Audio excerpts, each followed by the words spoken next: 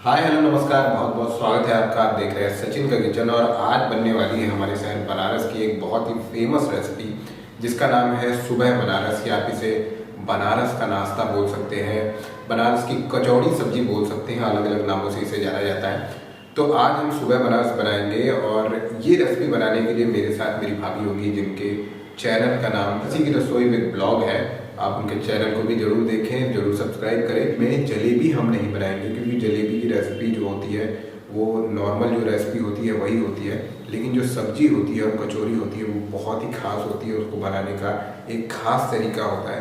तो चलिए शुरू करते हैं रेसिपी को और देखते हैं सुबह बनारस कैसे बनाते हैं। तो सबसे पहले हम कचौरी की स्टफिंग बनाएंगे। तो ये कचौरी की स्टफिंग बनती है मूंग दाल और उड़द दाल से।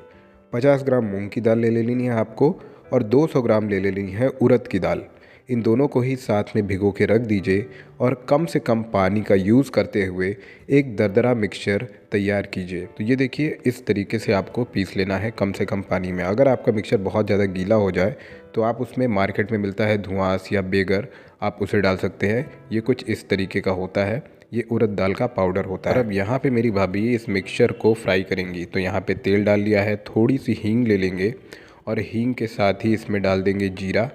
जीरा जब चिटक जाए तो इसमें डालेंगे हरी मिर्च का पेस्ट और हरी मिर्च के पेस्ट के साथ ही अदरक और लहसुन का पेस्ट भी हम डालेंगे और सारी चीज़ों को अच्छी तरीके से मिक्स कर लीजिए, पका लीजिए। और फिर उसके बाद हम उड़द दाल और मूंग दाल का जो मिक्सचर हमने तैयार किया है उसे भी हम डाल देंगे।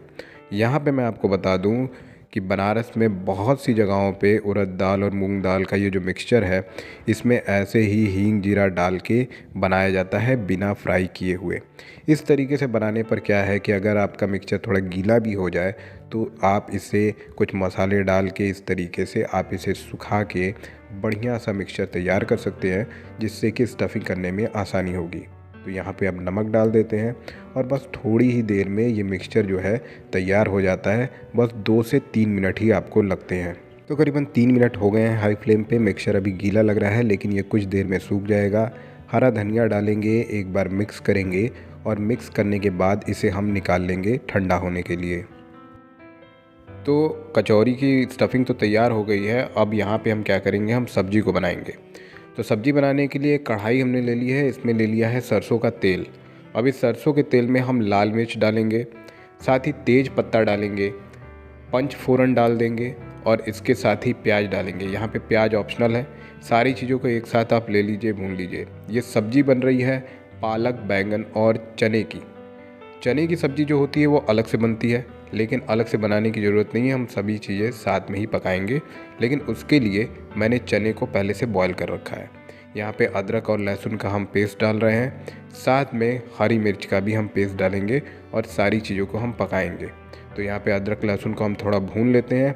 इसके बाद हम डालेंगे हरी मिर्च का पेस्ट डाल देंगे और इसे भी हम भूनेंगे। ये जो सब्ज़ी होती है, मैं आपको एक चीज़ बताऊँ, पालक बैंगन के साथ कोहड़े की यानी कि पंपकिन की सब्ज़ी भी बनती है। और बहुत सी जगहों पे तो ऐसा होता है, सीज़न के हिसाब से जो जो सब्ज़ियाँ होती हैं उन सब्ज़ियों को उस हिसाब से डाला जाता है, बनाया जाता है। तो यहाँ पे हल्दी डाल दिया है हमने और साथ में लाल मिर्च पाउडर डाल दिया है। अब इसके साथ ही हम डालेंगे इसमें धनिया पाउडर, और धनिया पाउडर अच्छी क्वांटिटी में डालिएगा। साथ में हम डाल देंगे इसमें गरम मसाला का पाउडर, जिसका लिंक आपको डिस्क्रिप्शन में मिल जाएगा।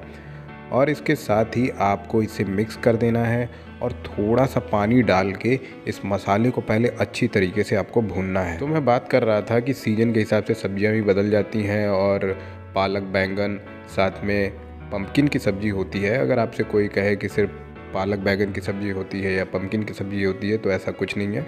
कुछ जगहों पे सीज़न के हिसाब से भी सब्जियां बदल जाती हैं। तो ये आप देख रहे हैं कि मसाले ने तेल छोड़ दिया है। अब इसमें हमने बैंगन डाल दिया है कटा हुआ। अब यहाँ पे बैंगन को हमने अच्छे से पका लेना है, जिससे कि होगा क्या कि बैंगन के अंदर तक मसाले चले जाएंगे। और आलू को हमने पहले से बॉयल करके रखा हुआ है, तो आलू को आपको पकाने की या अभी डालने की कोई ज़रूरत नहीं है। आलू को हम बाद में डालेंगे। यहाँ पे नमक डाल देते हैं जिससे बैंगन को गलने में आसानी हो। अच्छी तरीके से मिक्स करेंगे, फिर इसे हम ढक के पकाएंगे।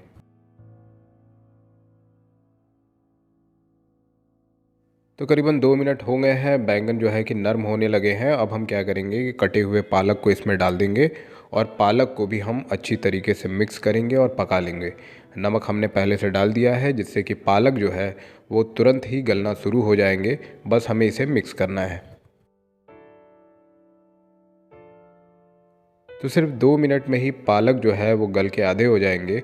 और यहाँ पे उबले हुए चने हैं हमारे पास, ये देखिए उबाल के रखे हुए चने हैं, इसमें हम डाल देते हैं और इसे भी हम अच्छी तरीके से मिक्स कर देंगे, मिला देंगे।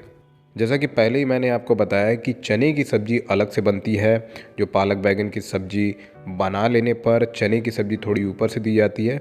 तो यहाँ पे चने की सब्ज़ी को मैंने इसी में डाल दिया है, जिससे कि बड़ी ही आसानी होगी इस सब्ज़ी को बनाने में और बनाना भी आसान हो जाएगा। तो यहाँ पे मैंने क्या किया है कि 2 उबले हुए आलू लिए, उसे डाल दिया है और साथ में ही 1 चम्मच मैंने जलजीरा पाउडर डाल दिया है। जी हाँ, जलजीरा पाउडर जो गोलगप्पे के पानी बनाने के लिए, पुचके के पानी बनाने के लिए यूज़ होता है, उसे आपको डालना है और अच्छी तरीके से आपको मिक्स कर देना है। और साथ ही ये जो पालक बैंगन था, इसका सारा का सारा मॉइस्चर, सारा का सारा पानी आपको सुखा लेना है, अच्छे से मसालों को पका लेना है। और फिर इसके बाद आपको डालना है इसमें पानी, अच्छी क्वांटिटी में पानी डालना है और फिर इसे हाई फ्लेम पे करीबन 10 से 15 मिनट को पका लेना है। तो सब्जी को पकते हुए करीबन 15 मिनट हो गए हैं। अब यहाँ पे ऊपर से हम थोड़ा सा कसूरी मेथी डालेंगे, अच्छी तरीके से मिक्स कर देंगे, मिला देंगे। सब्जी की कंसिस्टेंसी देख लीजिए, इसी तरीके से रहेगी। और फिर इसके बाद ऊपर से हरा धनिया डालेंगे और हमारी रेसिपी बनके बिल्कुल तैयार है। तो ये है बनारसी कचौरी के साथ खाई जाने वाली आलू बैंगन पालक की सब्जी। अब यहाँ पे हम आटे को लगाएंगे। तो यहाँ पे कचौरी के आटे को लगाने के लिए यहाँ पे हमने धुआंस डाला है, यानी कि बेगर को डाला है और इसे अच्छी तरीके से आटे में आपको कर देना है मिक्स। और यहाँ पे साथ ही में आपको डालना है थोड़ा सा नमक। अब यहाँ पे आप चाहें तो मोयन का यूज़ कर सकते हैं, रिफाइंड या देसी घी का यूज़ कर सकते हैं, वरना आप इसे नॉर्मल पानी से आप गूंद लीजिए। बहुत ज़्यादा गीला आटा नहीं लगाना, बहुत ज़्यादा सूखा नहीं, मीडियम टाइप का आपको आटा लगाना है और इसे आपको गूंद लेना है। तो यहाँ पे आप मोयन भी डाल सकते हैं, लेकिन मोयन का यूज़ हमने नहीं किया है। वैसे ही हमारी कचौरियाँ बढ़िया खस्ता और टेस्टी बनेगी। तो यहाँ पे आटा लग के तैयार है, हमारी कचौरी की स्टफिंग भी तैयार है, साथ में सब्जी भी तैयार है। और अब यहाँ पे हम कचौरियों को भरना शुरू करेंगे। यहाँ पे लोई आपको ले लेनी है और उसके बाद ये जो मिक्सचर हमने बना के रखा हुआ है, यानी कि कचौरी की जो स्टफिंग बना के रखी है, इसे आपको ले लेना है। तो यहाँ पे हमने इस कचौरी की स्टफिंग को इसमें ले लिया और इसमें अच्छी तरीके से भर देंगे। वैसे ये घर पे हम बना रहे हैं इस कचौरी को, तो स्टफिंग थोड़ी ज़्यादा ली है हमने, वरना कचौरी में स्टफिंग बहुत ज़रा सी होती है और बिल्कुल इसे पतला बेला जाता है। तो आपको फटाफट से इसे अब बेल लेना है और बेल लेने के बाद पूरी का शेप दे देना है। और इस कचौरी को फ्राई करने का एक ख़ास तरीका होता है, वो देखना आपको बहुत ही ज़रूरी है। तो चलिए आपको तरीका दिखा देता हूँ इसे फ्राई करने का। तो यहाँ पे पूरियाँ हम ले लेंगे और इसे गर्मा गर्म तेल में हम डाल देंगे। डालने के बाद तुरंत इसे अब हमें क्या करना है कि चला लेना है और उसके बाद पलट देना है।